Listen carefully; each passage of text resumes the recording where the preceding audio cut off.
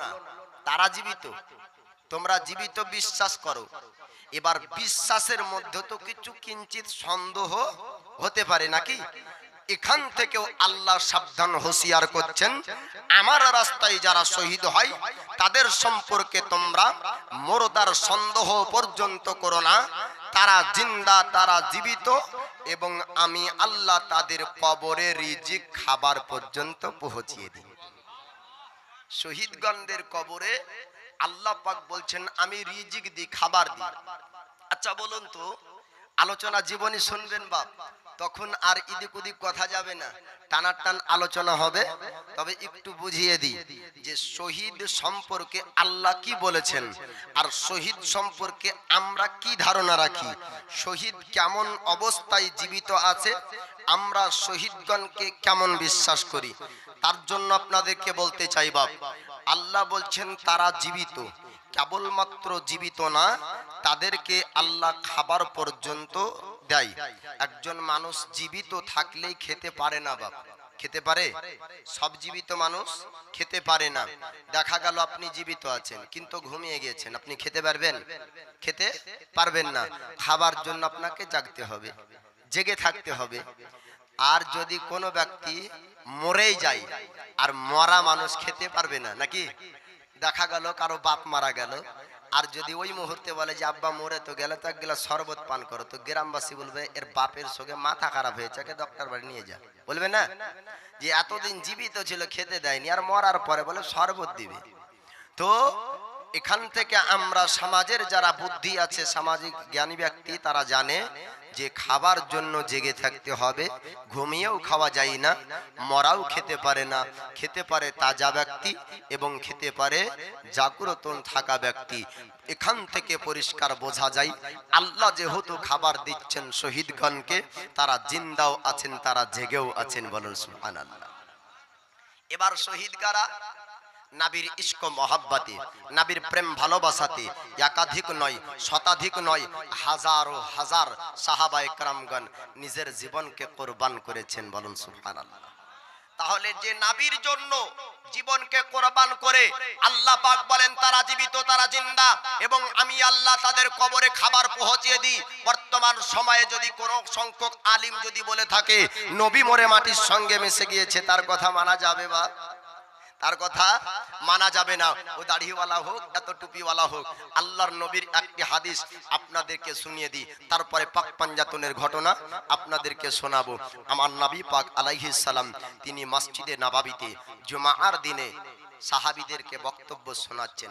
সাহাবীদেরকে বলছেন, ওগো আমার সাহাবারা, তোমরা জুমার দিনে বেশি বেশি করে আমার নামে দরুদ পড়বে। কি করবে? দরুদ পড়বে। সাহাবীরা বলে উঠলেন, ইয়া রাসূলুল্লাহ, আপনার নামে দরুদ পড়ব, আপনি যখন পর্দার আড়াল চলে যাবেন তখনও কি এমন ভাবেই দরুদ পড়ব?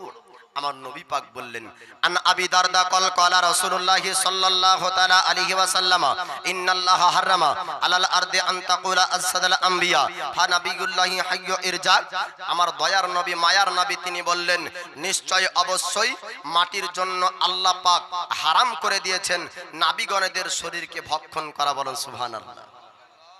নবীগণেদের শরীরকে ভক্ষণ করা মাটির জন্য স্বয়ং আল্লাহ পাক হারাম করেছেন। আদম সাফিউল্লাহ থেকে আরম্ভ করে 1,24,000 মতান্তরে 2,24,000 নবীগণ তারা আপন কবর শরীফে সশরীরে আপনার জীবিত আছেন। এটা আহলে সুন্নাত ওয়াল জামাতের বিশ্বাস এবং এটা হাদিস দ্বারা প্রমাণিত। এটা হাদিসে আছে এবং সুন্নি হানাফিদের এর উপর বিশ্বাস আছে। তো বাপ, আজকের আলোচনা শহীদে কারবালা, কারবালার জমিনে কি ঘটেছিল, কিভাবে কারবালার জং হলো, কিসের জন্যই বা কারবালার জং হলো। পাক পাঞ্জাতুন, পাক পাঞ্জাতুন কারা এটা শুনুন। পাক মানে হলো পবিত্র, পাঁচ মানে হলো পাঁচ, তান মানে হলো শরীর। 5 জনের শরীরকে বলা হয় পবিত্র শরীর। কোন কোন? নবিয়ে পাক, আলিয়ে শেরে খোদা, ফাতিমাত জাহরা, ইমামে হাসান ও ইমামে হুসাইন, এই 5 জনকে বলা হয় পাক পাঞ্জাতন। আর কারবালার জমিনে শাহাদাত বরণ করেছেন যিনি, তিনি হচ্ছেন সাইয়্যিদুনা ইমামে হুসাইন। তৎসহ 72 জন ব্যক্তি কারবালাতে শহীদ হয়েছেন। টোটাল কতজন? 72 জন ব্যক্তি। জান্নাত রানী ফাতিমাতা জাহরার সন্তান কয়টি ছিল শুনুন, 6টি সন্তান। কটা? 6টি। তার মধ্যে 3টি বেটা আর 3টি বেটি। 3টি বেটি আর 3টি বেটা। ইমামে হাসান, ইমামে হোসাইন ও মুহাসিন 3টি বেটা, জৈনাবা, রুকাইয়া, কুলসুম 3টি বেটি। এটা হলো ফাতিমাতা জাহরার সন্তান। ইমামে হাসানও শহীদ হয়েছেন, ইমামে হোসাইনও শহীদ হয়েছেন। একটা কথায় বলে যে মা গুনে বেটি আর আটা গুনে রুটি। জান্নাত রামণী ফাতিমাতা জাহরা সাগ্যদনা ইমামে হাসান, সাগ্যদনা ইমামে হোসাইনকে কেমন ভাবে লালন পালন করতেন একটু এ আলোচনা শুনবেন বাপ। তারপরে আপনার কারবালার ইতিহাসের দিকে আস্তে আস্তে সামনে নিয়ে যাব। তবে একটু ঝুমঝুম আওয়াজে একটু দরুদের নাজরানা পেশ করুন। আল্লাহুম্মা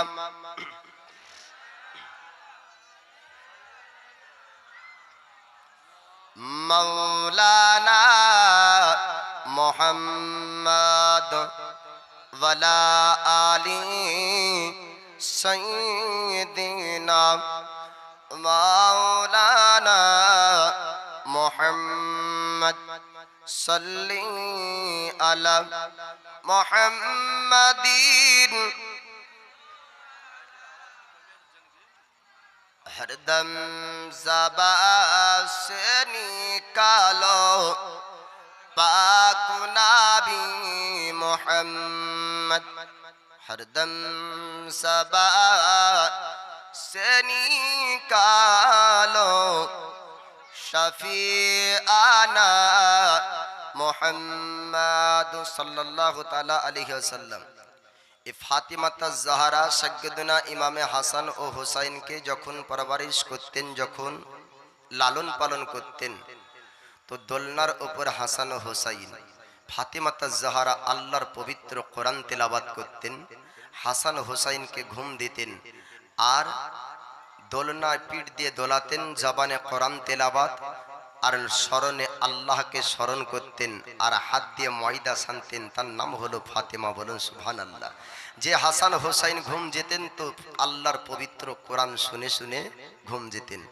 সাগ্যদনা ইমাম হোসাইন কারবালার জমিনে শাহাদাত বরণ করবেন। আল্লাহ পাক আমার নবী পাককে জানিয়ে দিয়েছিলেন পূর্বে থেকেই। যখন ইমাম হোসাইনের জন্ম হয়, আমার রাসূলুল্লাহর কাছে একজন ফারিস্তা আছে। আল্লাহর ফারিস্তা আসার পরে বললেন, ইয়া রাসূলুল্লাহ, ইয়া হাবিবাল্লাহ, নবী গো, আপনার নাবাসা, আপনার বেটার জন্ম হয়েছে, আপনার নাতির জন্ম হয়েছে, এনার নাম হলো আপনার হোসাইন। তবে হোসাইনকে কারবালার জমিনে শাহাদাত বরণ করতে হবে, হক বাতিলের লড়াই হবে, একটা জং হবে, একটা যুদ্ধ হবে, আর যুদ্ধের ময়দানে আপনার নাবাসা হোসাইনকে শহীদ হতে হবে। আমার রাসূল পয়গম্বর আল্লাহর হাবিব উম্মতের দরদি নবী আমার, তিনি আপনার জিজ্ঞেস করলেন, ও আল্লাহর ফেরেশতা, ও গো জিবরিল আমিন, একটু জানিয়ে দাও আমার হোসেন কোন জায়গায় শহীদ হবে। আল্লাহর ফেরেশতা বলেছিলেন, ইয়া রাসূলুল্লাহ, ইয়া হাবিবাল্লাহ, ও গো আল্লাহর নবীজি, আপনি যদি জানতে চান, আপনি যদি দেখতে চান, ওই জায়গার মাটি আপনাকে দেখাবো। বলুন সুবহানাল্লাহ।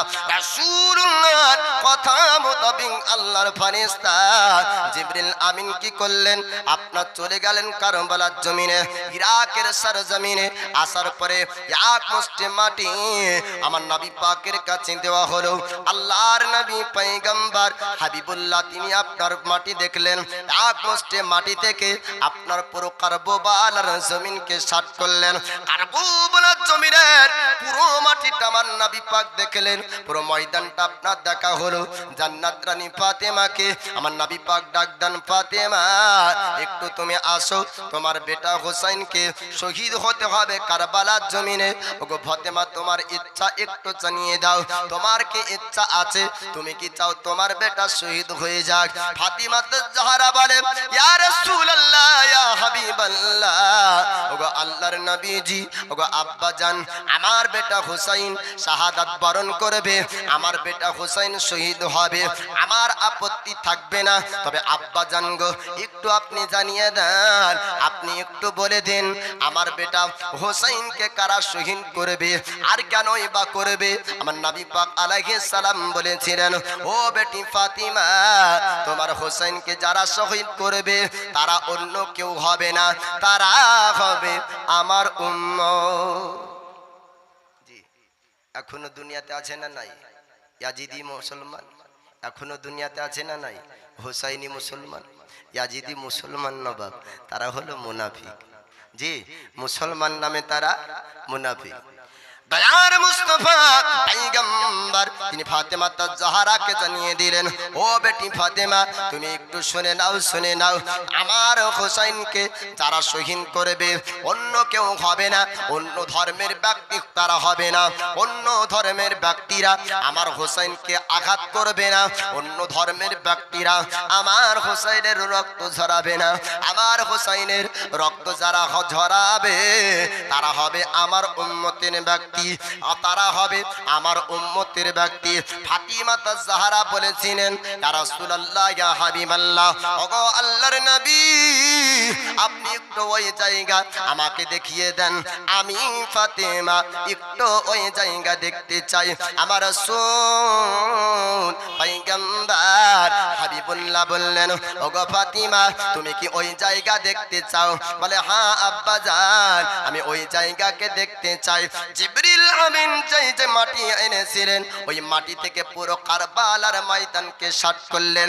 আমার রাসূলুল্লাহ বললেন, ওগো ফাতিমা, শোনো শোনো, এই জায়গাতে আবার বেটা, এই জায়গায় আবার নওয়াসা হোসেন শাহাদাত বরণ করবে, এই মাটিতে একটি লড়াই হবে, এই মাটিতে একটি যুদ্ধ হবে, হক বাতিলের যুদ্ধ হবে। ফাতিমা তাজহারা তিনি বললেন, আব্বা জান, ওই জায়গাতে নির্দিষ্ট করে দেখিয়ে দেন যে জায়গাতে আমার বেটা থাকবে। আমার রাসূলুল্লাহ ফাতিমা তাজহারাকে দেখিয়ে দিলেন, ওগো ফাতিমা, কোন জায়গায় তোমার বেটা শহীদ হবে? আমার দয়ার মুস্তাফা ভবিষ্যৎবাণী করে সেই জায়গা দেখিয়ে দিলেন। বলুন সুবহানাল্লাহ। আল্লাহ পাক আল্লাহ তাআলা আমার নবী পাক আলাইহিস সালামকে গায়বের ক্ষমতা আল্লাহ দান করেছেন, ভবিষ্যতের কথা আমার নবী পাক বলতে পারতেন। ওগো ফাতেমা, শুনে নাও, আমি যেই জায়গা দেখিয়ে দিলাম, যেই জায়গা মার্ক করে দিলাম, এই জায়গাতে তোমার বেটা হোসেন শহীদ হবে, এই জায়গায় তোমার বেটার দেহ থাকবে, এই জায়গায় তোমার বেটার শরীর থাকবে। ফাতিমা তাজহারা বললেন, আব্বা জান, আমি আসুরার রাত্রিতে যাব, ওই জায়গায় একটু পরিষ্কার করব, ওই জায়গার ধুলা মাটি আমি হটিয়ে দেব, আমার বেটা হোসেনের শরীরে যেন আর ওই ধুলা মাটির যেন কষ্ট না হয়। বলুন সুবহানাল্লাহ। এইরকম ভাবে ফাতিমা তাজহারা জেনেছিলেন সাইয়্যিদনা হোসেন আপনার শাহাদাত বরণ করবে। ফাতিমা তাজহারা বললেন, ইয়া রাসূলুল্লাহ, ইয়া হাবিবাল্লাহ, ওগো নবীজি,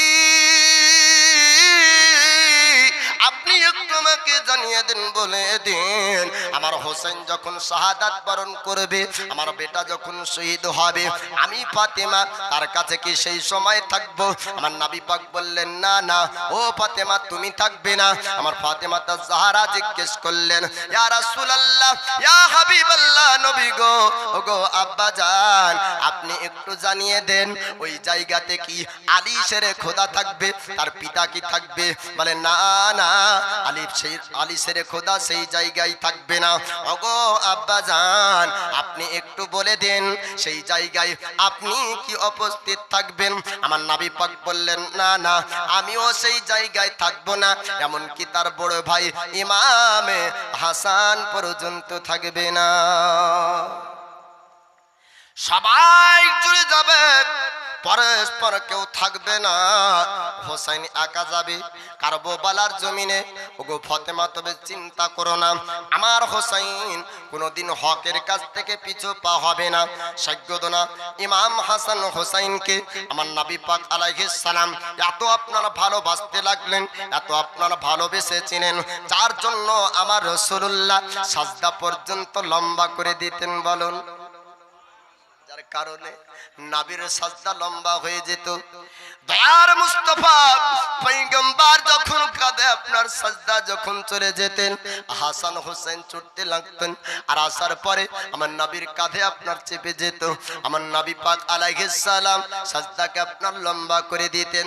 ফাতিমা কখনো কখনো আপনার ডাটপট করতেন, কখনো বকা ধোকা করতেন। আমার নবী পাক বলেছিলেন, ও ফাতিমা খবরদার খবরদার আমার নবাব হাসান হোসেনকে কিছু বলবে না। হাসান হোসেন দুঃখ পেলে আমি রাসূল আমি দুঃখ পাই, হাসান হোসেন কষ্ট পেলে আমি নবী কষ্ট পাই। ওগো ফাতিমা তুমি কি আমাকে কষ্ট দিতে চাও? ফাতিমা জাহরা বলেছিলেন, ইয়া রাসূলুল্লাহ ইয়া হাবিবাল্লাহ, নবী গো আপনাকে আমি দুঃখ দিতে চাই না, আপনাকে আমি কষ্ট দিতে চাই না। বলে ওগো ফাতিমা আমায় যদি তুমি দুঃখ না দিতে চাও, আমায় যদি কষ্ট না দিতে চাও, আমার নওয়াসা হাসান হোসেন যেন কষ্ট না পায়। এবার আপনারা হয়তো বুঝলেন না, ওগো মাওলানা কেনই বা পিঠে চাপতেন, কেনই বা কাঁধে চাপতেন, এর রহস্য, এর কারণ কি? দয়ার পয়গম্বর মুস্তাফা ঈদ ময়দানে হাসান হোসেনকে নিয়ে যাবে। হাসান হোসেন বলতেছে, অতক্ষণ পর্যন্ত ঈদ ময়দানে যাব না যতক্ষণ পর্যন্ত আমরা ঘোড়া না পাবো, যতক্ষণ পর্যন্ত সওয়ারি না পাবো। নানা জান আমরা দেখতে পাই রাস্তাতে আপন আপন পিতারা সন্তানদেরকে উঠে করে ঈদ ময়দান নিয়ে যায়, ঘোড়ায় করে নিয়ে যায়। আমরাও ঘোড়ায় চড়ে যেতে চাই, আমরাও উটের ওপর যেতে চাই। আমার রাসূলুল্লাহর কাছে আপনার উট ঘোড়া উপস্থিত ছিল না। দয়ার পয়গম্বর হাবিবুল্লাহ উম্মতের দরদি নবী আমার তিনি বললেন, ওগো হাসান হোসেন শুনে নাও, তোমাদেরকে ঘোড়ায় করে নিয়ে যাব না, উটে করে নিয়ে যাব না, তোমাদেরকে আমি রাসূল আমি দুই কাঁধে করে ঈদ ময়দান নিয়ে যাব। জোরে বলুন সুবহানাল্লাহ। দুই কাঁধেতে চেপে আছেন হাসান হোসেন, দুই কাঁধেতে চেপে আছেন হোসেন হাসান, ধীরে ধীরে চলেন নবী ঈদগাহর ময়দান। জোরে বলুন সুবহানাল্লাহ। দুই কাঁধেতে চেপে আছেন হোসেন হাসান, ধীরে ধীরে চলেন নবী।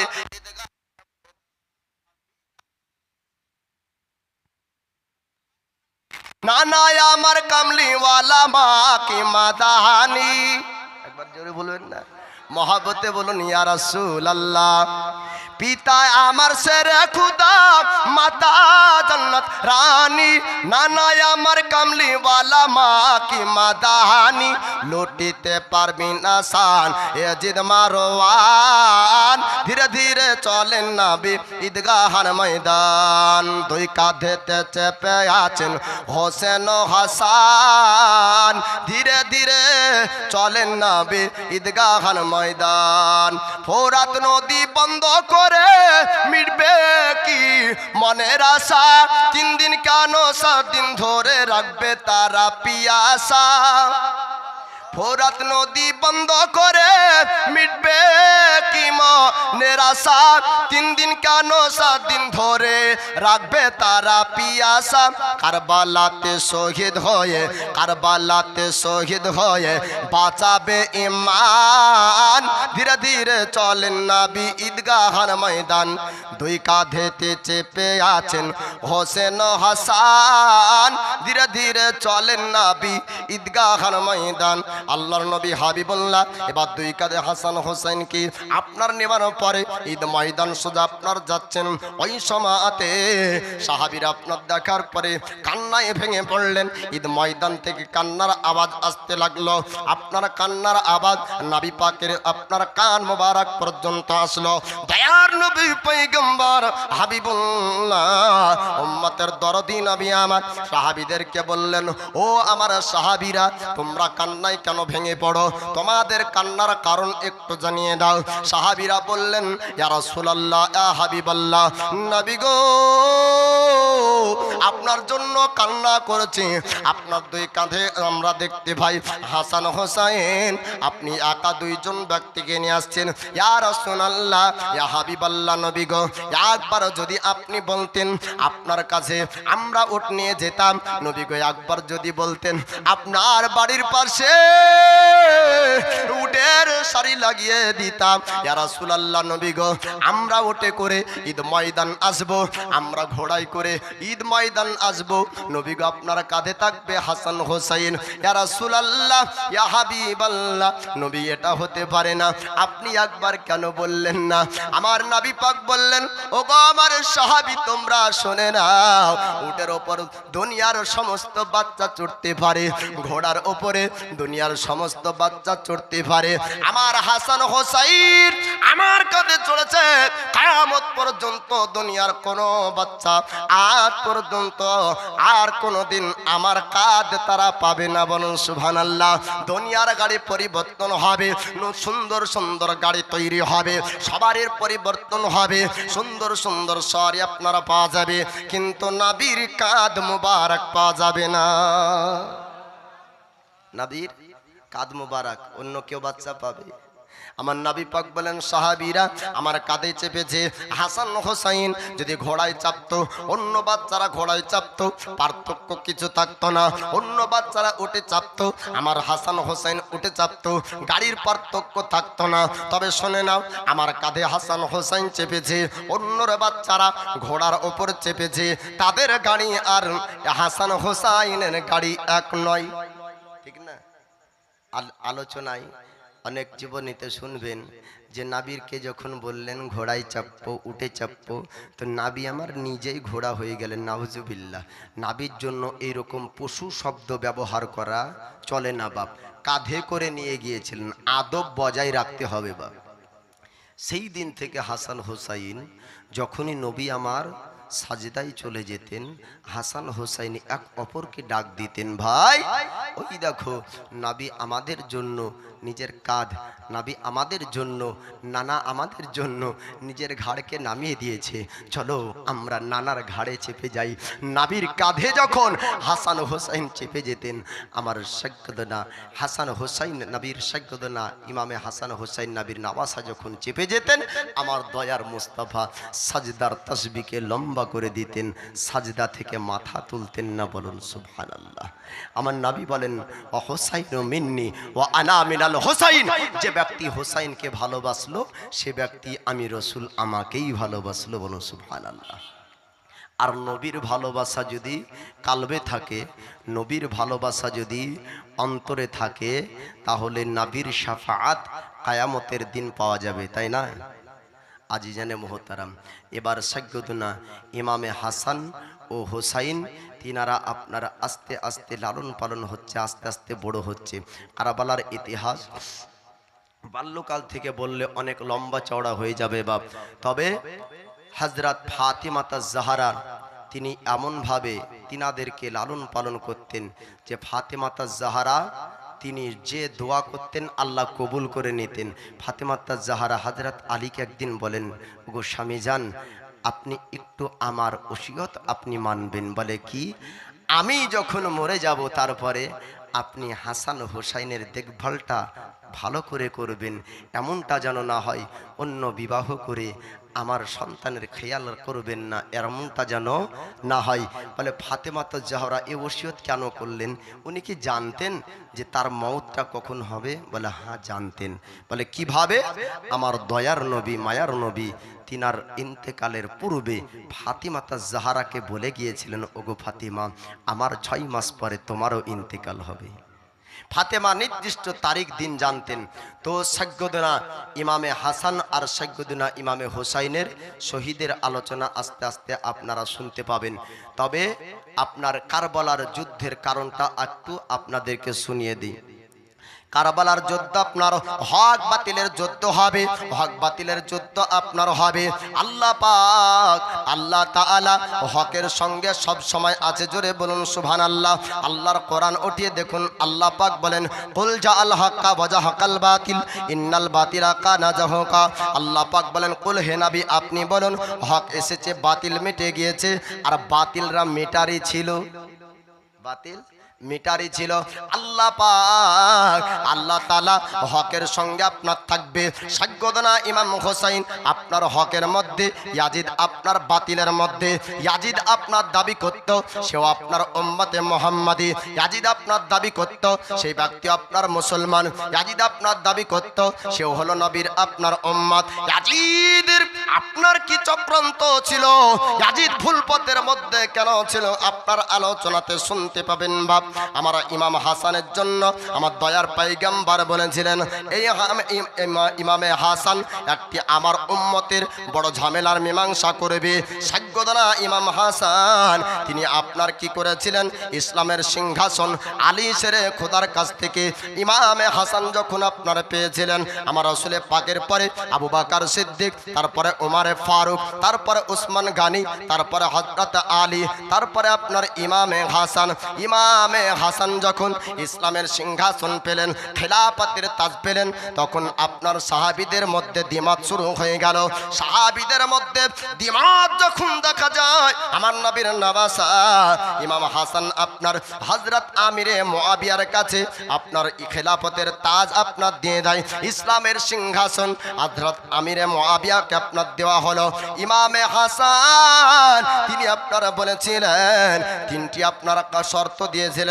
এক নম্বর শর্ত হলো যে, এক নম্বর শর্ত দেওয়া হয়েছিল যে ইসলামের যত আপনার ঋণ আছে সিংহাসন পার পারে আমিরে মুআবিয়াকে ঋণ পরিশোধ করতে হবে।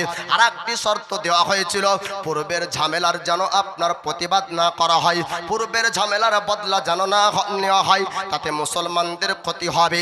আপনার দ্বিতীয় নম্বর শর্ত হলো, দ্বিতীয় নম্বর শর্ত দেওয়া হয়েছিল, আমিরে মুআবিয়া যতক্ষণ পর্যন্ত জীবিত থাকবে, আমিরে মুআবিয়া যতক্ষণ পর্যন্ত জিন্দা থাকবে, অতক্ষণ পর্যন্ত খেলাফতের তাজ তার কাছে থাকবে।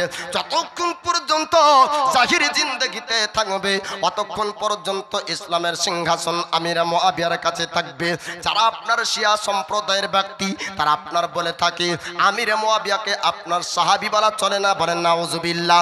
আমিরে মুআবিয়া সাহাবীতে দূরের কথা, আমিরে মুআবিয়া মাশহুর একজন সাহাবী, জোরে বলুন সুবহানাল্লাহ। আমিরে মুআবিয়ার সঙ্গে হাসান হোসেনের কোনোদিন আপনার দ্বন্দ্ব হয়নি। আমিরে মুআবিয়া আপনার খারাপ ছিলেন না। আমিরে মুআবিয়া তিনি আপনার ইয়াজিদকে আপনার খেলাফতের তাজ শেষ পর্যন্ত দিয়ে যাননি। আমিরে মুআবিয়া তিনি আপনার যখন জাহিরি জিন্দেগিতে ছিলেন, হাসান হোসেনকে কাঁধে করে আপনার নিয়ে বেড়াতেন, বলুন সুবহানাল্লাহ। ইমামে হাসানের শর্ত হযরত আমিরে মুআবিয়ার আপনার মনে ছিল, যখন আপনার এবার আমিরে মুআবিয়া অসুস্থ যখন হয়েছিল, অসুস্থর সময়তে ইয়াজিদ মনে মনে চিন্তা করলো, আব্বার কাছ থেকে যদি ইসলামের সিংহাসন না নিয়ে নিই, আব্বার কাছ থেকে যদি খেলাফত না নিয়ে নিই, তবে আর আমাকে আমির বলে কেউ মানবে না, আমাকে খলিফা বলে মানবে না, আমার বায়াত কোনো ব্যক্তি গ্রহণ করবে না। ইয়াজিদ বলল, আব্বা জান, ওগো আমিরে মুআবিয়া আপনি একটু জানিয়ে দেন, আপনি কি আমাকে খেলাফত দিবেন না, আপনি কি ইসলামের সিংহাসন আমাকে দিবেন না? আমিরে মুআবিয়া বলেছিলেন, ওগো ইয়াজিদ, ওগো আমার বেটা তুমি শুনে নাও, এই খেলাফতের তাজের, এই খেলাফতের অধিকার তুমি নাও। এই খেলাফতের অধিকার হলো আহলে বায়াতে রাসূল সাজ্জাদনা ইমাম হোসেন, বলুন সুবহানাল্লাহ।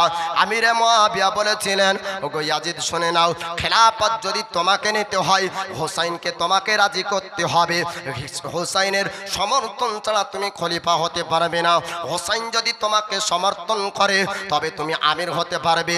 হোসেন যদি তোমাকে সমর্থন করে তবে তুমি বায়াত প্রচার করতে পারবে। ইয়াজিদ যখন এই কথা জেনে নিল যে হোসেনের ইচ্ছার বিরুদ্ধে আমি খলিফা হতে পারবো না, হোসেন যদি আমাকে সমর্থন না করে তবে আমি ইসলামের সিংহাসন পাবো না। ইসলামের সিংহাসন আমাকে যদি নিতে হয়, আমাকে যদি আমির হতে হয়, আমি যদি বায়াত গ্রহণ করাতে চাই, আমি যদি বায়াত রিসালাতের প্রচার করাতে চাই, সর্বপ্রথম হোসাইনকে রাজি করতে হবে। আস্তে আস্তে আমিরে মুআবিয়ার শরীর অসুস্থ বেড়ে গেল, মওতের মুখোমুখি হয়ে যায়। ইয়াজিদ একটা মিটিং করলো, একটা কনফারেন্স করলো, একটা মানুষকে, সমস্ত মানুষকে ডাক দিল, একটা জরুরি মিটিং হলো, গোপনীয় মিটিং। ইয়াজিদ বাহিনীকে ইয়াজিদ বলল, যদি আমার আব্বা আমিরে মুআবিয়ার ইন্তেকাল হয়ে যায়, যদি আমার আব্বা মারা যায়, তবে এই খবরটা যেন খবরদার লিক না হয়ে যায়, এটাকে গোপন রাখতে হবে। আর এটা যদি গোপন না থাকে, আর মানুষ যদি জেনে নাই, মানুষ যদি বুঝে নাই আমার আব্বা আমিরে মুআবিয়ার ইন্তেকাল হয়ে গিয়েছে, তবে আমাকে আর মানবে না, হোসাইনকে তারা আমির বলে মানবে, হোসাইনকে তারা মানবে, হোসাইনের কাছ থেকে বায়াত তারা নেবে, হোসাইন বায়াত প্রচার শুরু করবে। না না, এমনটা যেন না হয়ে যায়। জরুরি মিটিং তাদের হয়ে গেল। আপনার কিছুদিন পর দেখা গেল ইয়াজিদের আপনার আব্বা আমিরে মুআবিয়া, নবী পাকের সাহাবা, আমিরে মুআবিয়ার ইন্তেকাল যখন হলো, ইয়াজিদ আপনার গোপন রেখে দিল, আব্বার লাশকে তারা লুকিয়ে দিল। ইয়াজিদ আপনার প্রকাশ করলো না তার আব্বার ইন্তেকাল হয়েছে, আমিরে মুআবিয়ার ইন্তেকাল হয়েছে, এটা আপনার মানুষকে জানতে দিল না। মদিনা শরীফে হোসাইনের কাছে আপনার চিঠি পাঠালো, হোসাইনকে ডাক দেওয়া হলো, হোসাইন একটু আমার বাড়িতে তো আপনার দাওয়াত থাকলো, আপনাকে আসতে হবে। সাইয়্যিদনা হোসাইন তিনি আপনার আসলেন না। যখন আবার চিঠি পাঠানো হলো, তবু আপনার আসলেন না। এত 12 বার যখন ডাক দিচ্ছেন, সাইয়্যিদনা ইমাম হোসাইন ইয়াজিদের কাছে আপনার আসলেন। ইয়াজিদকে জিজ্ঞেস করেছিলেন, ওগো ইয়াজিদ, কেন আমাকে ডাক দিয়েছো, একটু জানিয়ে দাও। ইয়াজিদ বলল, হোসাইন আপনাকে ডাকার উদ্দেশ্য হলো আমি আমির হতে চাই, আমি খলিফা হতে চাই। আপনি কি আমাকে সমর্থন করবেন না? আপনি কি আমাকে মানবেন না? আপনি কি আমার বায়াত গ্রহণ করবেন না? আমার নবীর নওয়াসা সাইয়্যিদনা ইমাম হোসাইন তিনি আপনার বলেছিলেন, না না, আমি একজন গোমরাহকে কখনোই হক বলে মানব না। জোরে বলুন। ইয়াজিদ একটা পাপী ব্যক্তি, গুমরাহ ব্যক্তি, ফাসিক ব্যক্তি। এই গুমরাহকে, ফাসিককে, পথভ্রষ্টকে সাইয়্যিদনা ইমামে হোসাইন হক বলে মানতে পারেন না। জোরে বলুন সুবহানাল্লাহ। ইয়াজিদ এবার চিন্তা করল, যদি হোসাইন না মেনে নেয়, তবে হোসাইন যদি না সমর্থন করে, আর বাইরে যদি এলান করে দেয়, তবে বাইরের মানুষ আর মানবে না, আমার বায়াত গ্রহণ করবে না, আমার বায়াত প্রচার আর বন্ধ হয়ে যাবে।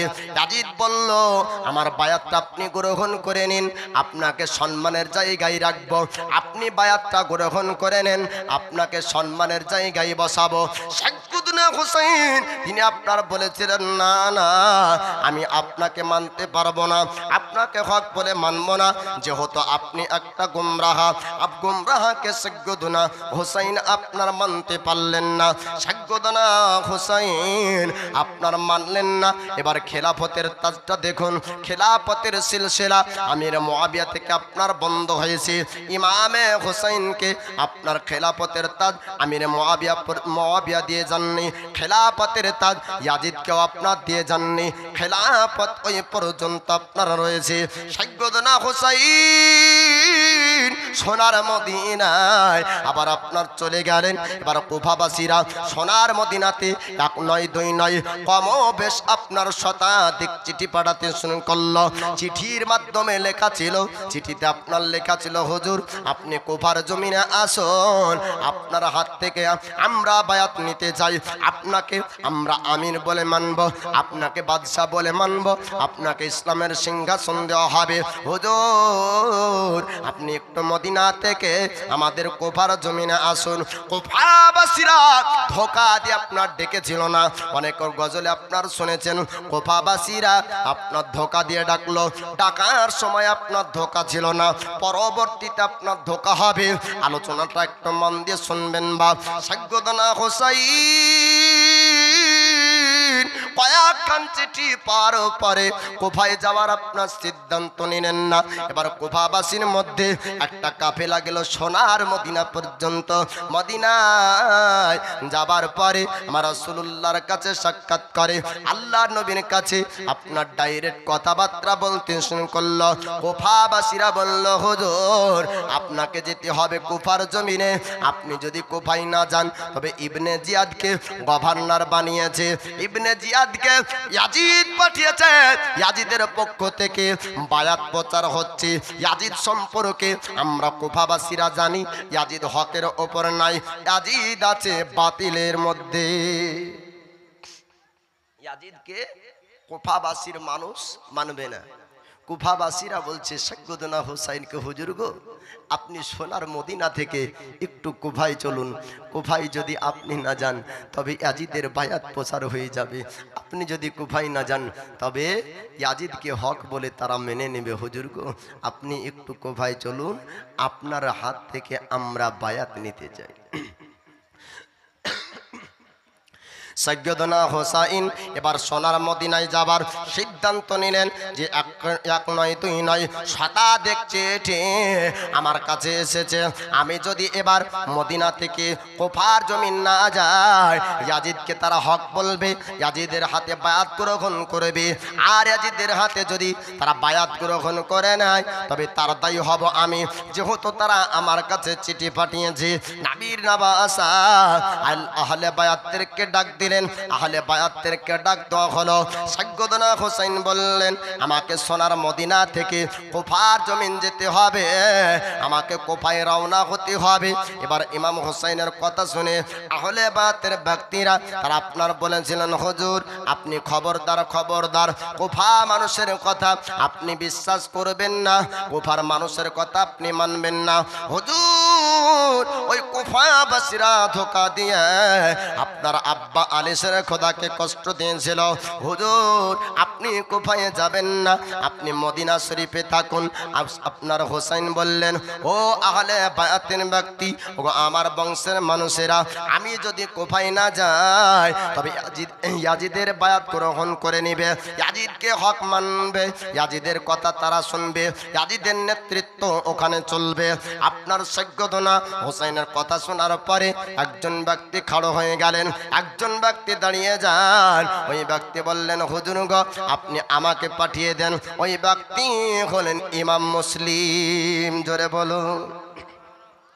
ইমাম মুসলিম বললেন, হুজুর আপনি আমাকে পাঠিয়ে দেন কুফার জমিনে, আমরা কুফায় যাব। আমি যাবার পরে কুফার পরিস্থিতিটা একটু দেখব, কুফার পরিস্থিতি যদি ভালো হয় তবে আপনি সোনার মদিনা থেকে কুফায় যাবে। আর সোনার মদিনা, যে মদিনাতে আমার নবী পাক দেহ মোবারক, নবী পাক রূহ মোবারক, নবী পাক সশরীরে জিন্দা অবস্থাতে ও সোনার মদিনায় আছে। জোরে বলুন সুবহানাল্লাহ। দুনিয়ার বুকে বাপ এমন পৃথিবীর বুকে কোনো সুন্দর জায়গা নাই যেই জায়গাটা সোনার মদিনার থেকে সুন্দর হতে পারে। এটা একজন আশিকের কথা বাপ, যে সোনার মদিনা অপেক্ষা পৃথিবীর বুকে কোনো জায়গা সুন্দর হতে পারে না, দামি হতে পারে না। সোনার মদিনা দামি হয়েছে আমার রাসূলুল্লাহর জন্য। মদিনার নাম ছিল ইয়াসরাব, নাবি আমার পৌঁছালেন তো জায়গার নাম পরিবর্তন হয়ে মাদিনাতুন নাবি হলেন। আর মাদিনাতুন নাবি থেকে মুক্তাসার হয়ে নাম হলো আপনার মদিনা। আর নাবি ওই জায়গায় আছে, তাই জায়গার সম্মানী হয়ে গিয়েছে মদিনা শরীফ। জোরে বলুন সুবহানাল্লাহ। মদিনার ধোলা বালি সুরমা বানাবো, একটু জোরে বলুন সুবহানাল্লাহ।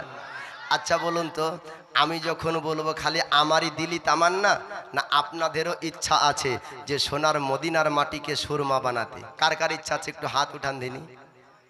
আমি যখন বলবো আমার সঙ্গে সঙ্গে আপনারা বলবেন মদিনার ধুলাবালি সুরমা বানাবো, ঠিক আছে? আর সেই সুরমা চোখে দিয়ে রসুল দেখিব। দুটো কথা, মদিনার ধুলাবালি সুরমা বানাবো, মদিনার ধুলাবালি সুরমা বানাবো, সে সুরমা চোখে দিয়া, আরো জোরে বলেন, সেই সুরমা চোখে দিয়া মদিনার ধোলা বালি সুরমা বানাবো, মদিনার ধোলা বালি সুরমা বানাবো, সে সুরমা চোখে দিয়া আশিকরা মদিনায় গেল, দয়ার নবীর দিদার পেল। আশিকরা মদিনায় গেল, দয়ার নবীর দিদার পেল। আশায় যে আমাদের দিন ফোরালো, কবে যাইব আশায় মোর দিন ফোরালো, কে যে করিব। সে সুরমা চোখে দিয়া রসুল দেখিব, মদিনার ধোলা বালি সুরমা বানাবো, মদিনার ধোলা বালি সুরমা বানাবো, সে সুরমা চোখে দিয়া আহা জোরে আরো, সেই সুরমা চোখে দিয়া ওয়ারাফানা লাকা যিকরা, কোরআনে বলেছেন আল্লাহ পাক। ওয়ারাফানা লাকা যিকরা, কোরআনে বলেছেন আল্লাহ পাক।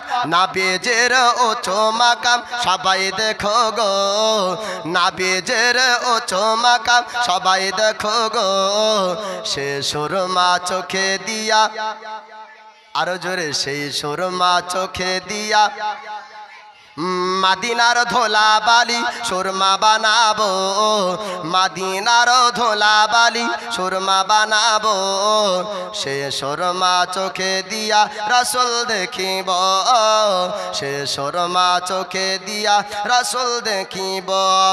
যে দেখেছে নবীর দিদার, দোজখ হারাম হয়েছে তার। যে দেখেছে নবীর দিদার, দোজখ হারাম হয়েছে তার। দিদার পেতে আশা আমার, কবে দেখিব দিদার পেতে আশা আমাদের, কবে দেখিব। সে সুরমা চোখে দিয়া রাসূল দেখিব, মদিনার ধোলা বালি সুরমা বানাবো, মদিনার ধোলা বালি সুরমা বানাবো, সে সুরমা চোখে দিয়া রাসূল দেখিব। তোমরা যারা যাও মদিনায়, আমার সালাম দিও রোজায়। তোমরা যারা যাও মদিনায়, তোমরা যারা যাও মদিনায়, আমার সালাম দিও রোজায়। জিজ্ঞাসিও নবীজিকে আমরা কবে যাইব, জিজ্ঞাসিও নবীজিকে আমরা কবে যাইব। সে সুরমা চোখে দিয়া রাসূল দেখিব, মদিনার ধোলা বালি সুরমা বানাবো, মদিনার ধোলা বালি সুরমা বানাবো, সে সুরমা চোখে দিয়া রাসূল দেখিব। সাইয়্যিদনা হাসান ও আপনার সাইয়্যিদনা ইমামে হোসাইন এবার সোনার মদিনা থেকে আপনার কুফার জমিনে আসবে। ইমামে হোসেন আপনার বললেন, ও আমার বংশের মানুষেরা, তোমরা একটু শুনে নাও। আমাকে মদিনা থেকে আমাকে কুফার জমিন যেতে হবে। আমি যদি কুফায় না যাই, তবে ইয়াজিদকে হক বলে মানবে, ইয়াজিদের বায়াত প্রচারক হবে, ইয়াজিদের বায়াতকে গ্রহণ করে নেবে। ইমাম মুসলিম বললেন, ও গো ভাই, আপনি শুনুন শুনুন, আপনি যাবেন না, আমাকে একটু পাঠিয়ে দেন, আমি কুফার পরিস্থিতিটা দেখব। কুফার মানুষ সত্যি আপনাকে কেন ডাকছে? আপনাকে যদি সত্যি তারা বায়াত গ্রহণ করার জন্য ডাকে, হুজুর গো, আমি আপনাকে চিঠি লিখব। আমার চিঠি পাওয়ার পরে আপনি মদিনা শরীফ থেকে রওনা হবেন। যতক্ষণ পর্যন্ত আমার চিঠি আপনি পাবেন না, ততক্ষণ পর্যন্ত আপনি সোনার মদিনা ছাড়বেন না। হুজুর, আমাকে একটু আপনি পাঠিয়ে দেন। ইমাম মুসলিমকে এবার কুফার জমিনে আপনার পাঠানো হলো। সাইয়্যিদনা হোসাইন আপনার বললেন, ওগো মুসলিম, তুমি কুফার জমিনে চলে যাও, আমার পক্ষ থেকে বায়াত প্রচার করবে। মানুষ যদি আমার বায়াত গ্রহণ করে নাই, মানুষ যদি আমার বায়াতকে স্বীকার করে নাই, তবে তুমি একটা চিঠি লিখবে, তোমার হাতের চিঠি আমি পড়ব, তারপর আমি মদিনা থেকে রওনা হব। ইমাম মুসলিম কি করলেন? এবার দুইজন সন্তানকে নিয়ে মুহাম্মদ মোহাম্মদ আর ইব্রাহিমকে নেওয়ার পর আপনার রওনা হয়ে গেলেন সোনার মদিনা থেকে আপনার কুফার জমিনে আসলেন। কুফাবাসীদের আপনার পরিস্থিতি দেখতে পেলেন। কুফাবাসীরা সত্যি আমার ইমাম হোসাইনের বায়াতকে গ্রহণ করার জন্য চিঠির মাধ্যমে হোসেনকে আপনার ডাক দিয়েছিলেন।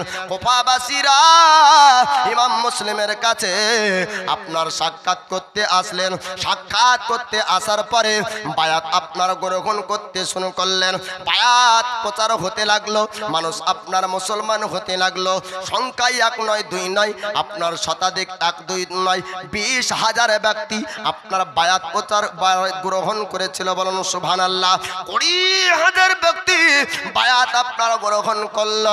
এবার ইমাম মুসলিম করলেন কি, একটা আপনার ব্যক্তির বাড়িতে কাজী সাহেবের বাড়িতে 2 সন্তান আপনার মোহাম্মদ আর ইব্রাহিমকে রাখলেন। রাখার পরে আপনার বায়াতের প্রচার যখন মানুষ গ্রহণ করলো, একটা চিঠি লিখলেন। ইমাম মুসলিম আপনার চিঠি লিখলেন সোনার মদিনায়। আপনার চিঠিটা আপনার চলে গেল সাইয়্যিদনা হুসাইন। চিঠিটা আপনার পড়ার পর এবার আপনি বায়াতের ব্যক্তিদেরকে, বংশের মানুষদেরকে আপনার ডাক দিয়েছিলেন আর বলেছিলেন, ও আমার বংশের মানুষেরা, ও কাসিম তুমি শোনো শোনো, আমাদেরকে সোনার মদিনা থেকে রওনা হতে হবে, আমাদেরকে যেতে হবে কুফার জমিনে। তো তোমরা সবাই রেডি হয়ে যাও। এইদিকে হোসাইন মদিনা থেকে আপনার কুফা আসার জন্য প্রস্তুতি নিচ্ছেন। আর ইবনে জিয়াদ গভর্নর আপনার কুফা থেকে খবর পাঠিয়ে দিল ইয়াজিদ পর্যন্ত। ইয়াজিদের কাছে চিঠি পাঠানো হলো। ইয়াজিদকে চিঠি লিখলো, বলে ইয়াজিদকে বলল, হুজুর গো আপনার বায়াত আর চলবে না কুফার জমিনে। বলে 1 নয় 2 নয় 20,000 ব্যক্তিরা হোসাইনকে আপনার মেনে নিয়েছে। বলুন সুবহানাল্লাহ।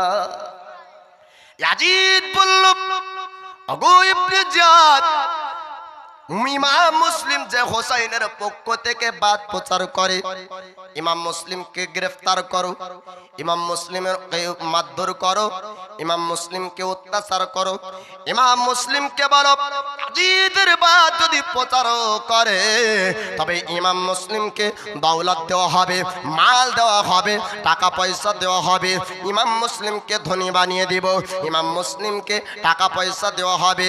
এবার ইবনে জিয়াদ আপনার সেনাবাহিনীদেরকে বলল, ও সেনাবাহিনীরা তোমরা একটু কুফার জমিন দেখে নাও, ইমাম মুসলিমকে কোথায় পাওয়া যাবে। মদিনা থেকে আসা ব্যক্তি ইমাম মুসলিমকে গ্রেফতার করতে হবে, ইমাম মুসলিমকে ধরতে হবে। আর ইমাম মুসলিমকে জিজ্ঞেস করো যে ইয়াজিদের বায়াতকে প্রচার করবে কিনা। ইমাম মুসলিমকে ইবনে জিয়াদের আপনার সেনাবাহিনীরা তারা ইমাম মুসলিমকে খোঁজ করতে শুরু করলো। চতুর্দিকে সেনাবাহিনীরা তারা আপনার ঘোড়ায় করে টমটম করে ছুটতেছে, যেখানে ইমাম মুসলিমকে পাওয়া যাবে ওই জায়গাতে তারা গ্রেফতার করবে। চতুর্দিক দিয়ে তারা আপনার দেখতে দেখতে ইমাম মুসলিমকে আপনার পাওয়া গেল। ইমাম মুসলিমকে ধরার পরে জিজ্ঞেস করলেন, ওগো ইমাম মুসলিম শোনেন শোনেন, আপনি নাকি সোনার মদিনা থেকে কুফার জমিনে এসেছেন। বলে হ্যাঁ হ্যাঁ, আমি মদিনা থেকে আমি কুফার জমিন এসেছি ইমাম হুসাইনের বায়াত প্রচার করার জন্য। ইমাম হুসাইনের বায়াত আজ কুফার মানুষেরা তারা আপনার গ্রহণ করে নিয়েছে। আজ কুফায় আসবে হোসাইন। হোসাইন মদিনা শরীফ থেকে কুফার জমিন আসবে। তবে আপনারা কিসের জন্য আমার কাছে এসেছেন, আপনারা কিসের জন্য আমাকে গ্রেফতার করতে চান একটু জানিয়ে দেন। তারা আপনার বলল ইমাম মুসলিমকে, ও ইমাম মুসলিম, একটা কথা আপনি যদি মেনে নেন তবে আপনার লাভ হবে, আর যদি না মেনে নেন তবে আপনার বড় ধরনের ক্ষতি হয়ে যাবে। বলে কি কথা মানতে হবে আর কোন কথা আমাকে মানাতে চাও? বলে আপনি ইয়াজিদের বায়াত প্রচার করেন, আপনি ইয়াজিদের খুতবা পড়ুন, আপনি ইয়াজিদের প্রশংসা কুফাবাসীর কাছে করুন। যদি আপনি এই কাজ করে নেন তবে ইয়াজিদ আপনাকে টাকা দিবে, ইয়াজিদ আপনাকে ধনী বানিয়ে দিবে, ইয়াজিদ আপনাকে পয়সা দিবে। আপনি এটা করবেন কিনা আপনি একটু জানিয়ে দেন। ইমাম মুসলিম আপনারা বলেছিলেন, ওরে ইয়াজিদ বাহিনীরা, ওরে ইবনে জিয়াদের সেনাবাহিনী, তোরা শোন শোন শোন, আমার জীবনকে কোরবান করব, আমি ইমাম মুসলিম ইমান বিক্রি করব না। জীবন কোরবান করব, ইমান বিক্রি করব না বাপ। আজ বর্তমানে কিছু পয়সায় কিছু টাকাতে ইমান পর্যন্ত বিক্রি হয়ে যাচ্ছে বাপ। ইমানকে খরিদ করে নেওয়া হচ্ছে। বলে কিভাবে? বলে 2 কাঠা জমি তুমি দাও, আর 1 সপ্তাহে মসজিদ করার দায়িত্ব আমার, যেটাকে বলা হচ্ছে কাদিয়ানি মসজিদ। আহারে মুসলমান, 2 কাঠা জমি 4 কাঠা জমি দিয়ে কাদিয়ানির টাকা দিয়ে তুমি মসজিদ করবে, আর সেখানে আল্লাহকে ডাকবে, আর আল্লাহ তোমার ডাকে সাড়া দেবে। হ্যাঁ, ডাকার মতো ডাকলে আল্লাহ কেন শুনবে না? আমরা গুনাহগার, আল্লাহকে ডাকার সিস্টেম জানি না, তাই না? আল্লাহকে ডাকতে হবে বাপ, নিজের কালব, নিজের ইমান মজবুত রাখতে হবে। যেমন ইমাম মুসলিম কারবালার জবেরে, ইমাম মুসলিম কুফার জমিনে জানকে কুরবান করেছিলেন, বাতিলকে হক বলেননি। একবার বলেন সুবহানাল্লাহ। হযরতে বেলাল চাবুকের আঘাত সহ্য করেছেন, কালেমা ত্যাগ করেননি। তো এই রকম মজবুত ইমান আমাদের মধ্যে রাখতে হবে। ইমাম মুসলিম বলছে, ওরে ইবনে জিয়াদের সেনাবাহিনী, জীবন কোরবান করব কিন্তু ইমান হারাবো না। ইবনে জিয়াদের সেনাবাহিনী তারা বলল, ও ইমাম মুসলিম, এখনো সময় আছে, একটু পরিবর্তন হয়ে যান, আপনি একটু পরিবর্তন হন, ইয়াজিদের প্রশংসা কোফাই করুন। ইয়াজিদের প্রশংসা যদি কোফাই করেন তবে আপনার ওপর কোনো আক্রমণ হবে না, আপনার ক্ষতি হবে না, আপনাকে মারধর করা হবে না। আর যদি আপনি এমনটা না করেন, আপনার ওপর চাবুকের আঘাত করা হবে, আপনাকে মারা হবে। আপনি রাজি আছেন কিনা একটু জানিয়ে দেন। ইমাম মুসলিম আপনার তবু রাজি হন নাই। একটা কারাগারে বন্দী করা হলো, জেলখানায় বন্দী করা হলো। ইমাম মুসলিম বলে, কারাগার জেলখানায় কেন? আমাকে যদি সুলিতে চড়িয়ে দিস, তারপরও আমার ইমান হারা হব না, আমার ইমানকে তোরা কিনতে পারবি না। কয়েকদিন ধরে আপনার কষ্ট দেওয়া হলো, ইমাম মুসলিমের ইমান আপনার হারা হলো না, ইমাম মুসলিমকে তারা কিনতে পারল না। ইমাম মুসলিম কারাগার জেলখানা থেকে যখন পরিস্থিতি আপনার খারাপ হয়ে গেল, ইমাম হোসাইন এবার সোনার মদিনা থেকে চলে আসবে। ইমাম মুসলিম আর একটা চিঠি লিখলেন। চিঠির মাধ্যমে আপনার লেখা ছিল, চিঠির মধ্যে আপনার লেখা ছিল, বলে হুজুর আপনি মদিনা থেকে আর কুফার জমিনে আসবেন না। কুফা পরিবর্তন হয়েছে, কুফায় পয়সা ছিটিয়েছে, কুফায় টাকা দিয়ে এই মানুষগুলাকে আপনার কিনে নিয়েছে। 20,000 ব্যক্তির মধ্যে ইয়াজিদ বাহিনীর এরা, ইয়াজিদের আপনার লোকেরা টাকা দিয়ে মানুষের ইমান পর্যন্ত আপনার কিনে নিয়েছিল। 20,000 ব্যক্তি আস্তে আস্তে সংখ্যায় কমতে কমতে কমতে কমতে কুফার পরিস্থিতি আপনার খারাপ হতে লাগলো। ইমাম মুসলিম বলে, হুজুর আপনি আর আসবেন না কুফার জমিনে, কুফা পরিবর্তন হয়ে গিয়েছে, আর আপনাকে কুফায় আসতে হবে না। এই চিঠিখানা আপনার সোনার মদিনায় যাবে, কিন্তু আপনার মদিনা শরীফ আর গেল না। রাস্তার মধ্যে এই চিঠিখানা আপনার সেনাবাহিনীদের হাতে পড়ে গেল। আর সেনাবাহিনীরা বলল, এই চিঠিখানা কোথায় পাঠানো হচ্ছে, একটু চিঠি দেখে না, এটা কার চিঠি, আর কার জন্য চিঠিটা যাচ্ছে। আপনার চিঠিটা দেখা হলো, চিঠির মধ্যে লেখা ছিল, ইমাম হোসাইনকে মদিনা থেকে আসতে বারণ করা হচ্ছে। ইবনে জিয়াদের সেনাবাহিনীরা তারা বলল, খবরদার খবরদার, এই চিঠি যেন না চলে যায়, এই চিঠি যদি মদিনা পৌঁছে যায় আর হোসাইন কুফার জমিনে আসবে না। কুফার জমিনে হোসাইন যদি না আসে, আর কুফার জমিনে হোসাইন যদি পা না রাখে, আর হোসাইন যদি একবারে ইয়াজিদকে হক বলে না মেনে নাই, তবে ইয়াজিদকে আর মানুষ পরিপূর্ণভাবে মানবে না। আর হোসাইন যদি মেনে নাই, হোসাইনকে যদি মানাতে পারা যায়, তবে আর কোনো ব্যক্তি আপনার প্রতিবাদ করবে না। যেহেতু হোসাইন যদি হক বলে মেনে নাই, সমস্ত ব্যক্তিরা হক বলে মেনে নেবে। নবীর নওয়াসা, নবী বংশের ব্যক্তি যদি হক মেনে নাই, তো সবাই আপনার হক স্বীকার করবে। তাই চিঠি আপনার মদিনায় পৌঁছানো হলো না, মদিনায় আপনার চিঠি গেল না, চিঠিখানা তারা আপনার ছিঁড়ে ফেললো। এইদিকে রাসূলের আপনার নাবাসা হোসাইন আপনার দলবল নিয়ে অর্থাৎ বংশের মানুষদেরকে নিয়ে আপনার আলী আসগর, আলী আকবর, ইমামে কাসেম আপনার তৎসহ সমস্ত ব্যক্তিদেরকে আহলে বায়াতদেরকে নিয়ে সোনার মদিনা থেকে আপনার রওনা হয়ে গিয়েছে। রাসূলুল্লাহর রওজা আতাহার আপনার রওজার জারি ধরে, রওজাকে ধরে ধরে আপনার ইমাম হোসেন আখেরি আপনার বিদায় নিচ্ছেন, আখেরি আপনার সালাম দিচ্ছেন। আল বিদা সালাম, আল বিদা আপনার জিয়ারত, সে জিয়ারত আমার রাসূলুল্লাহর রওজা মুবারক আপনার করে। ইমামে হোসেন কেঁদে কেঁদে বলেছিলেন, নানা গো আর মনে হয় জিয়ারত আর সুযোগ হবে না। ওগো নানা, আপনার কথা মোতাবিক আমাকে যেতে হচ্ছে কুফার জমিনে, আমি জানি না কুফা থেকে ফিরবো কিনা। নানা আপনার রওজা জিয়ারত করে নিলাম, তো আপনার রওজা জিয়ারত করে এটা হবে হয়তো শেষ জিয়ারত, আখেরি সালাম, শেষ সালাম, বিদায় দাও গো নানা, আর মনে হয় সোনার মদিনায় আসা হবে না।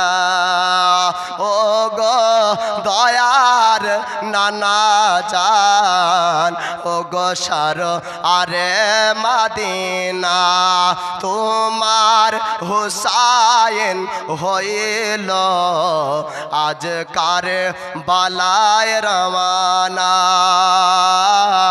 ও গো দয়ার নানা জান, ও গো সার আরে মদিনা, আখেরি সালাম লাও হে নানা, ছেড়ে যাই সোনার মদিনা, আখেরি সালাম লাও হে নানা, ছেড়ে যাই সোনার মদিনা, শেষবারের মতো নাও দেখে আর যে দেখা হবে না। ও গো দয়ার নানা জান, ও গো সারওয়ারে মদিনা, ভাইজান ইমামে হাসান ছিল আমার জানের জান, ভাইজান ইমামে হাসান ছিল আমার জানের জান, সে তো চলে গিয়েছে, সে তো চলে গিয়েছে, আর যে দেখা হবে না। ও গো দয়ার নানা জান, ও গো সরওয়ারে মদিনা, ও গো দয়ার নানা জান, ও গো সরওয়ারে মদিনা, দিন ইসলামের খাতিরে বাতিল মিটাবারি তরে, দিন ইসলামের খাতিরে বাতিল মিটাবার তরে, আল্লাহ রাহে কাটাবো আমারে গলা খানা। ও গো দয়ার নানা জান, ও গো সরওয়ারে মদিনা, তোমার হুসাইন হইল আজ কারবালায় রওয়ানা, আখেরি সালাম লাও গে নানা, ছেড়ে যাই সোনার মদিনা, শেষবার মতো নাও দেখে আর যে দেখা হবে না। ও গো দয়ার নানা জান, ও গো সরওয়ারে মদিনা। এবার সৈয়দনা হোসাইন তিনি আপনার রওজা জিয়ারত করার পরে নানার কাছে আপনার বিদায় নিয়ে সোনার মদিনার দিকে আপনার রওনা হচ্ছেন। এইদিকে ইমাম মুসলিম, এদিকে ইমাম হোসাইন আপনার আসছেন।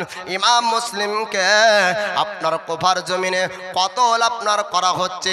ইমাম মুসলিমকে এইদিকে আপনার কতল করা হচ্ছে, শহীদ করা হচ্ছে।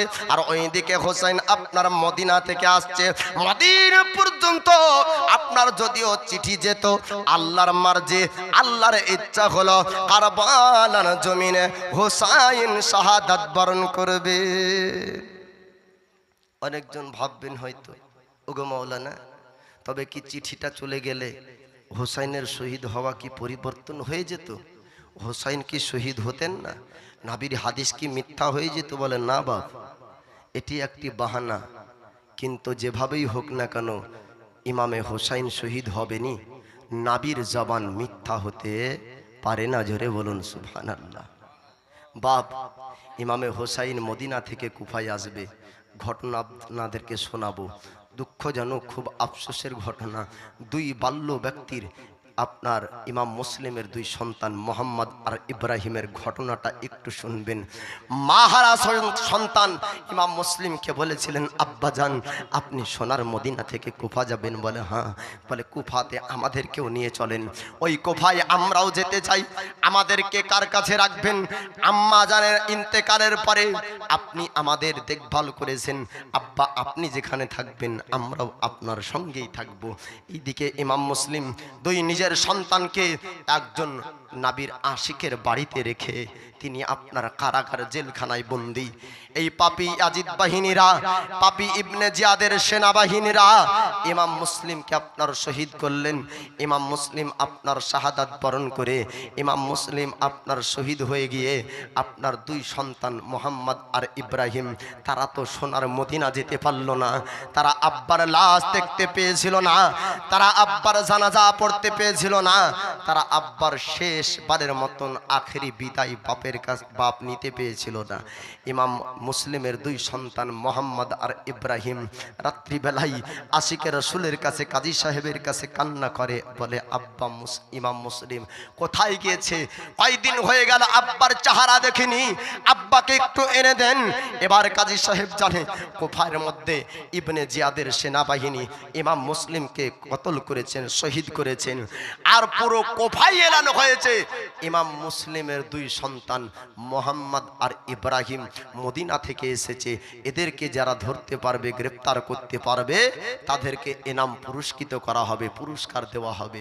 এই দুই সন্তানের কান্না শুনে কাজী সাহেব